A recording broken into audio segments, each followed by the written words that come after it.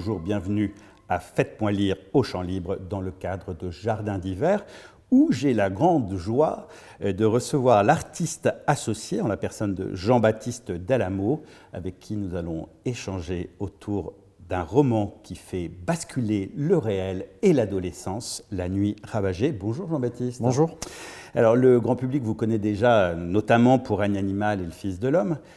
Avec La Nuit ravagée, c'est autre chose, hein. Vous allez vers une autre matière en quelque sorte. On est à Saint-Auch. Au Auch, le lecteur se trouve plongé dans les années 90 dans un lotissement au fond de l'impasse des Ormes. Il y a une maison abandonnée qui depuis toujours exerce une attraction étrange sur un groupe d'adolescents du quartier lorsque l'un d'entre eux meurt dans de terribles circonstances. Il décide d'y entrer sans se douter des périls auxquels il s'expose.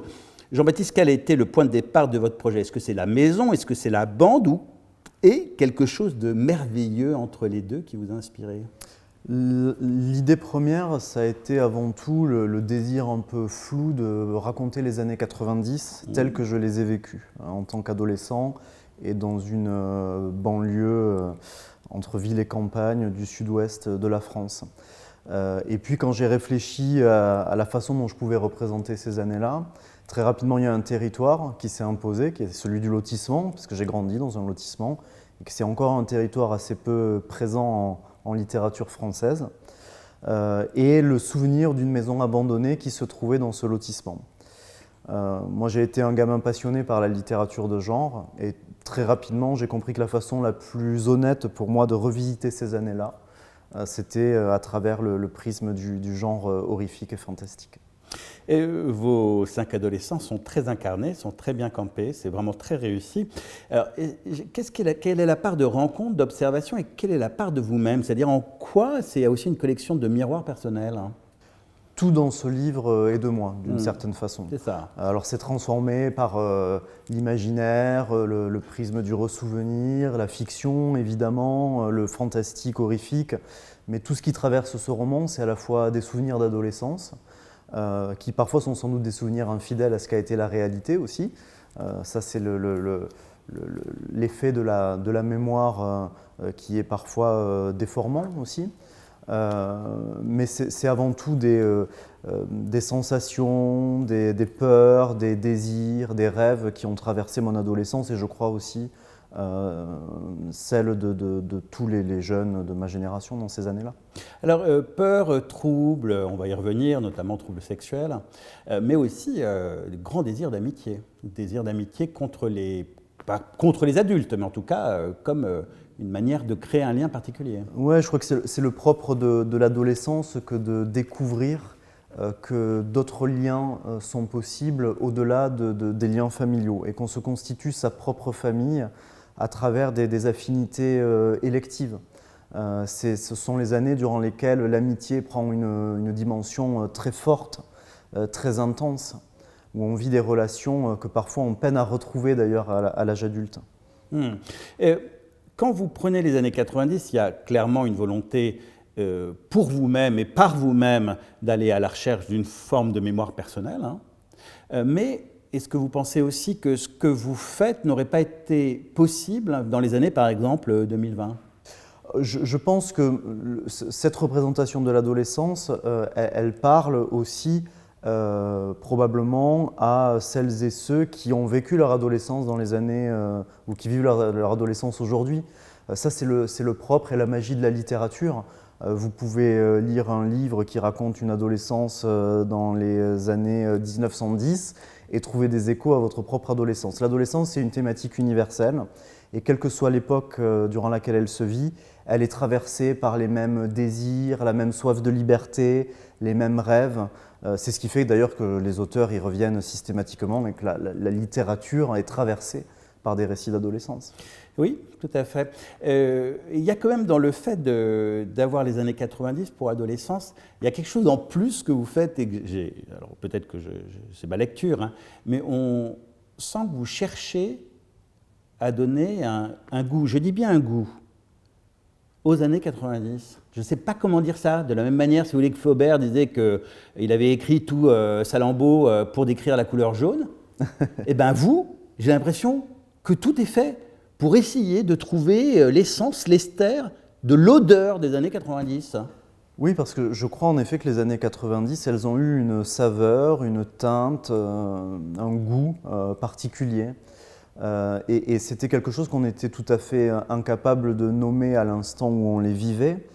Mais je crois qu'en tant qu'adolescent, on pressentait quelque chose d'une forme de menace qui couvait, une sorte de langueur. Et on se débattait dans une certaine mesure avec ça, en se demandant aussi de quoi serait fait notre avenir et qu'est-ce qu'il nous permettrait, qu'est-ce qu'il nous autoriserait. Et aujourd'hui, étant adulte, bien sûr, j'ai un regard rétrospectif sur ce que j'ai vécu. J'ai une capacité d'analyse aujourd'hui que je n'avais pas en étant adolescent, mais j'ai voulu retrouver quelque chose de très physique qui, pour moi, était lié à ces années-là. Alors, je pense que chaque lecteur s'en fera sa propre idée. Moi, je vous dis, les scènes à l'intérieur des pavillons, je ne sais pas pourquoi, j'ai pensé à l'odeur confortable, mais un brin écœurante des moquettes rases qu'on avait dans les années 90. Ah oui, oui, je pense qu'on a tous des souvenirs olfactifs liés à ces intérieurs-là. Pour moi, c'est par exemple la cire pour meubles au cédar, l'odeur de certaines nappes, vous savez, je ne sais plus comment on appelle ça. C'est pas viscose, non, très, très, très rigide là. Voilà, un peu rigide, plastifié, dans laquelle on pouvait faire des marques avec l'ongle, vous voyez, je ne sais plus si c'est un nom particulier, mais là qui m'échappe tout de suite. L'odeur du savon noir avec lequel on nettoyait parfois les carrelages, des odeurs de cuisine, l'omniprésence de la cigarette. Dans ces années-là, nos parents fumaient beaucoup et ça enrobait aussi les soirées. Et puis des odeurs liées aussi au territoire, au-delà des maisons, l'odeur des gazons humidifiés par les arroseurs automatiques.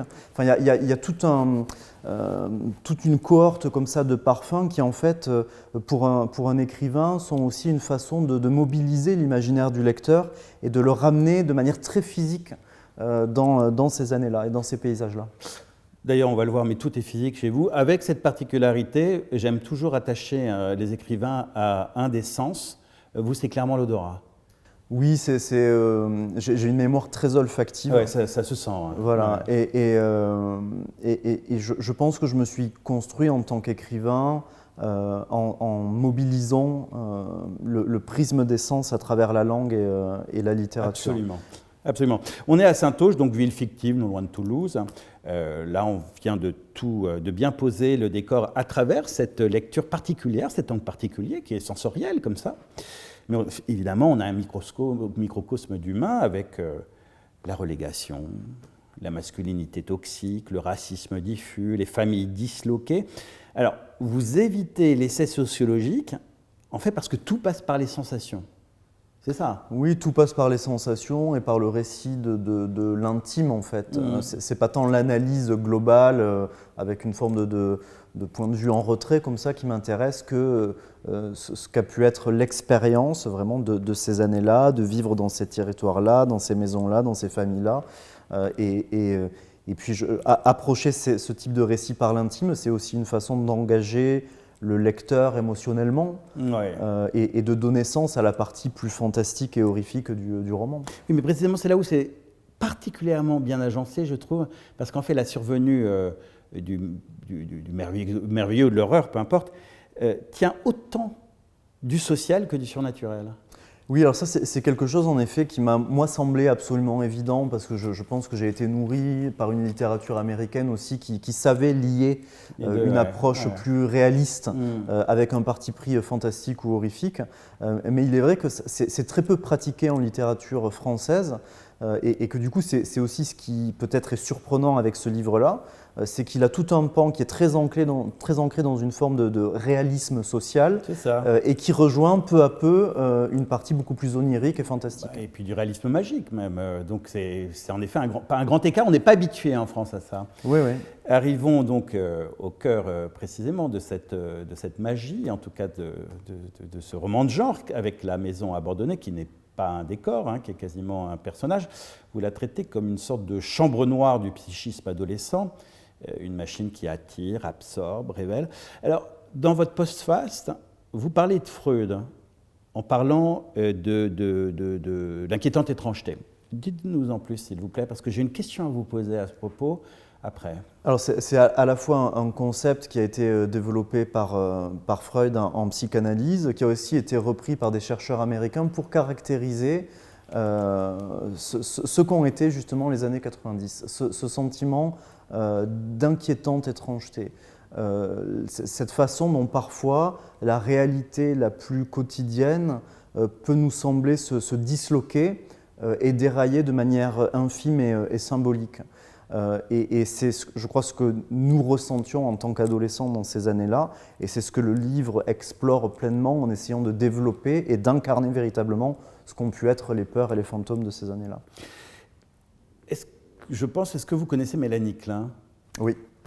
Qui est une des disciples de Freud et qui a un contenu qui est tout à fait reconnu, surtout en métapsychologie, assez controversé. Mais alors là, moi j'ai quand même pensé à Mélanie Klein, dont la thèse principale, c'est de parler de la mémoire ou du rappel au ventre de la mère comme lieu d'angoisse et de dissolution des frontières organiques et du moi pour se recomposer en permanence. Là, je me suis dit, mais votre maison, c'est ça. Oui, effectivement, c'est une forme de matrice, en fait. Ouais. C'est une forme de matrice dans laquelle vont prendre forme les rêves, les désirs, dans lesquels les corps vont se rencontrer, se découvrir, se démultiplier. La psychanalyse et le symbolisme de la psychanalyse, il innerve de manière très souterraine la littérature et nos représentations artistiques de façon générale. Cela étant, bien évidemment, moi je suis un auteur de fiction et je ne développe pas de thèse, jamais. Je cherche juste des images et des questions que le lecteur après est libre de recevoir et d'interpréter à sa manière. Sans parler par la psychanalyse, puis qui est un champ très ouvert, hein, même parfois trop ouvert, mais votre roman est essentiellement traversé par des corps, quoi. Traversé par de la peau, les sueurs, les moquettes humides, le désir, la honte, des baisers, des scènes sexuelles. Qu'est-ce que le fantastique permet de dire sur la sexualité adolescente que le réalisme dirait moins bien? Je crois que le fantastique, il a cette vertu-là de pouvoir montrer, sans avoir à nommer ni expliciter, la complexité de la nature du désir. Et en particulier du désir adolescent, qui est un désir qui se construit, qui se découvre, qui en plus dans les années 90 était habité par une forme de peur. C'était les années SIDA, donc la maladie flottait aussi sur ces années-là comme une menace plus ou moins lointaine. Donc le fantastique, il a cette capacité à incarner ce qu'a pu être la complexité de ce rapport à la découverte de soi et de l'identité. Et parler de l'adolescence sans parler du rapport à la découverte du désir, pour moi, ça aurait été une imposture. Il y a finalement, en réalité, je pense, 2-3 scènes de sexe dans le roman, mais le sexe est utilisé de façon symbolique pour parler de ce qui profondément anime ces adolescents-là. Ce à quoi ils aspirent, ce à quoi ils rêvent, leur désir d'émancipation, d'affirmation de soi aussi. Il y a 2 ou 3 scènes, dont une torride. Ah oui, scène d'initiation homosexuelle entre deux garçons, qui est une vraie scène très, très, très puissante, très, très forte, autour de la découverte de l'homosexualité. Comment vous avez trouvé la justesse de cette scène qui, quand même, occupe une place particulière dans votre roman? Comment vous avez trouvé exactement, sans être ni provocateur, ni euphémisé, comment vous avez trouvé cette vérité sensible? Je suis plutôt partisan d'une approche réaliste dans une certaine mesure, puisque là il y a des scènes qui sont perçues par le prisme fantastique et fantasmagorique surtout. Mais quand il s'agit de décrire des scènes sexuelles, je suis assez peu friand des euphémismes. Je suis un écrivain qui, je crois, travaille beaucoup sur un rapport très abrupt et frontal au corps, à la physicalité, à la chair. Et ces scènes-là, j'essaie toujours de les aborder dans un souci d'honnêteté et de frontalité aussi. Il y a quelque chose de cru, mais sans jamais être obscène, donc ça, félicitations. Et il y a quelque chose qui est très fort, mais là je continue une sorte de métaphore filée autour de la maison de Mélanie Klein, c'est quand même, on sent que pour vous, c'est à travers quelque chose de l'ordre du liquide, en tout cas de la liquidité, de la liquéfaction, de troubles de porosité des limites du corps, des limites organiques, et que le fantastique vient opérer cette possibilité d'interaction entre l'organique et le psychique. Hein. Vous me suivez? Oui, oui, je vous suis. Je pense que ça, c'est pas propre à ce livre-là, c'est présent dans toute mon œuvre. Ouais. La question de la limite des corps est quelque chose qui m'a toujours passionné. Alors là, on parle spécifiquement du rapport sexuel, mais au-delà de ça, j'ai toujours cherché à représenter les corps dans toutes les étapes auxquelles ils peuvent être soumis dans cette incarnation terrestre, si je peux dire ainsi. Ces corps qui naissent, qui vivent, qui souffrent, qui jouissent, qui disparaissent, qui se décomposent. J'aime bien essayer d'avoir une approche presque cosmogonique de notre réalité et de représenter les corps pris dans un grand flux qui les traverse et qui les emporte. Oui, je continue et on continue ensemble. Mais alors, en fait, tout ce matériau que vous utilisez là, que vous mettez, que vous prenez comme de la matière là et que vous mettez en forme comme ça, est-ce que tout l'objectif, c'est pas de fabriquer une sorte de miroir magique, un miroir magique du soi adolescent, un miroir tendu par un mauvais génie qui déclenche la crise et oblige à grandir. C'est-à-dire, vous vous trouvez juste au point très particulier où l'adolescent vient juste de quitter l'enfance et vient juste d'entrer dans l'âge adulte. Et vous pointez quelque chose de très très précis là. Je cherche en effet, avec ce livre-là, cet instant de bascule dans lequel quelque chose de l'enfance se termine, et qui n'est pas tellement de l'ordre de l'innocence, parce que je ne pense pas que les enfants soient innocents, mais en tout cas un rapport d'enchantement possible au monde, qui est peut-être la primauté de l'enfance.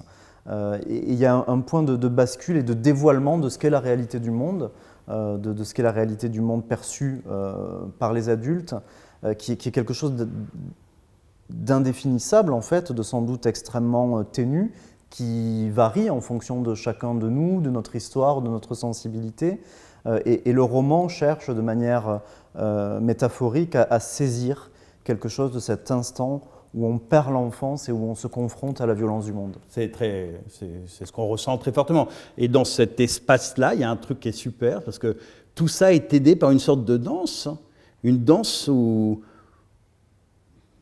la peur, du désir, de la honte, de la vitesse, de la fidélité, de l'identité, de l'estime de soi, de la bouche, du pénis, du vagin, du rectum. On a l'impression que tout ça sert uniquement à désigner ce moment-là. Oui, c'est une approche encore une fois très organique de ce que peut être cette expérience de la transformation. Et l'adolescence, c'est par essence aussi l'étape de la transformation physique, de la métamorphose. Donc l'approche très physique et organique s'y prête beaucoup. Et je pense aussi que c'est dans cette tentative de représentation d'une forme de perte et de transition que peut se réaliser une sorte de mélancolie aussi. Et je voulais avant tout un texte qui soit habité par une mélancolie sombre, mais qui toucherait aussi le lecteur, qui l'émouverait malgré la dimension horrifique et fantastique, ou grâce à elle éventuellement, que quelque chose de la mélancolie puisse se réaliser dans le livre. Alors, au regard de mes questions et de vos réponses, vous comprendrez bien que ma question maintenant, c'est de vous poser, est-ce que ce livre lui-même n'est pas cette maison pour vous? Ah si, ce livre a complètement eu pour moi la même vertu que la maison du roman pour les adolescents de la petite bande. À la différence près, c'est que moi je savais que j'en sortirais à peu près indemne, ce qui est bien moins sûr pour les adolescents de mon roman, mais c'est un livre dans lequel j'ai projeté ce qu'ont été mes peurs, mes désirs, mes fantasmes, mes aspirations. Qu'est-ce que ça a fait au final? Est-ce que ça a bouché des trous? Ça a réduit des traumas? Ça vous a permis de recréer une identité narrative personnelle plus fluide? Ça m'a avant tout rempli de joie. C'est fort. Ce qui est déjà beaucoup. Ouais. L'écriture d'un roman, c'est souvent un labeur. Et là, peut-être pour la première fois, depuis la parution de mon premier roman, j'ai retrouvé la joie, l'exultation qu'a justement avait été l'écriture du premier roman quand je ne savais même pas qu'il serait publié. Une fois qu'on est un auteur installé, on sait pertinemment que quand on écrit un livre, a priori, il sera lu. Et c'est difficile de retrouver ce rapport très ingénu au texte. Ouais, bien sûr. Et là, avec La Nuit ravagée, j'ai retrouvé la joie de raconter une histoire. Et je pense que oui, ça m'a peut-être d'une certaine façon réconcilié, non pas avec ma propre histoire, mais avec ce sentiment que j'ai parfois eu que la génération à laquelle j'ai appartenu n'avait pas d'histoire commune, que nous n'avions pas de culture commune. Et en fait, je me suis aperçu, non seulement en écrivant le livre, mais aussi en recevant des témoignages de lecteurs qui sont nés sensiblement dans les mêmes années que moi, que oui, nous avions une culture commune, nous avions une histoire qui nous liait, on avait partagé des rêves, parfois déçus.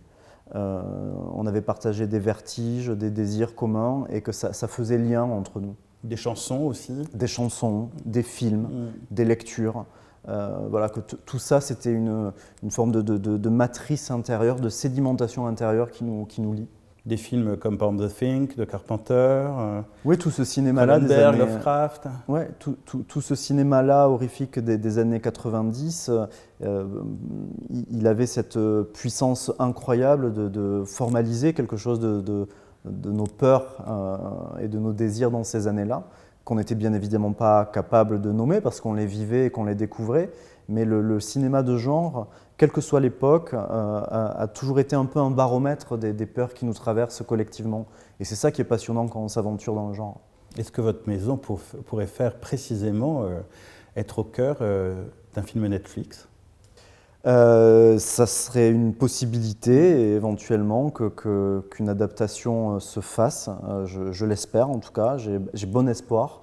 Il est destiné à ça.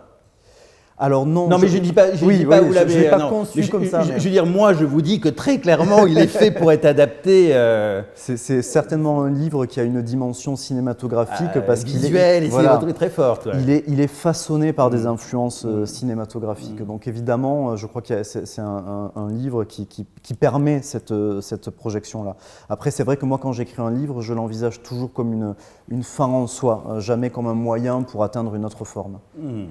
Je reviens mais vraiment une dernière fois sur la question de l'effet feedback de votre écriture sur vous-même et de cette maison qui est finalement votre maison intérieure dans laquelle vous êtes entré.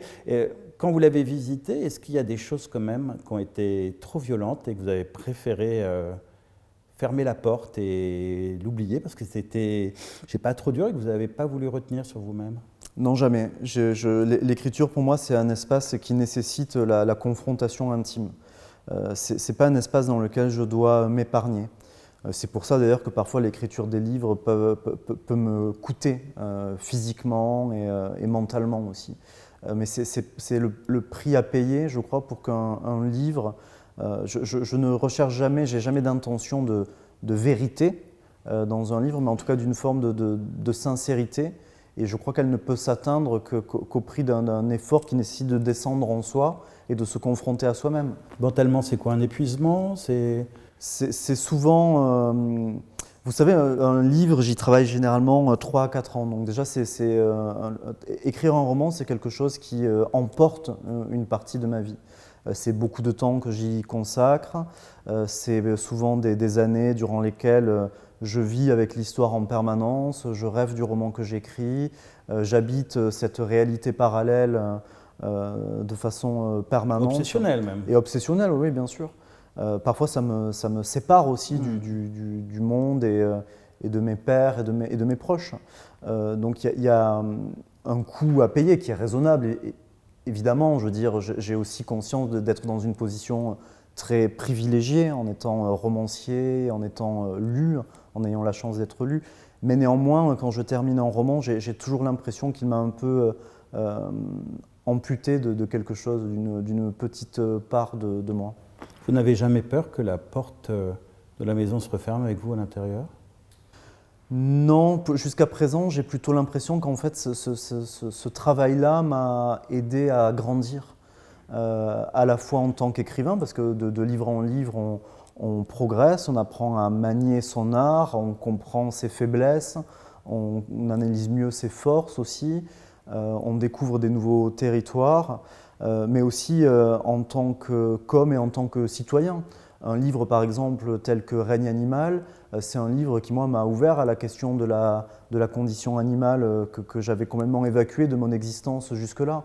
Donc les livres aussi, ils me conduisent à m'interroger sur quel est mon rôle dans cette société, dans ce monde, et ils me font grandir d'une certaine manière. D'ailleurs, je crois que vous vivez avec des animaux maintenant. Oui, alors j'ai toujours vécu très entouré d'animaux, mais effectivement, aujourd'hui, je vis à la campagne et j'ai la chance d'avoir beaucoup d'animaux autour de moi. Oui. Jean-Baptiste Delamo, merci. Pour entrer dans la nuit ravagée, c'est très simple. Faites confiance à votre index. Il connaît le chemin du plaisir de lire.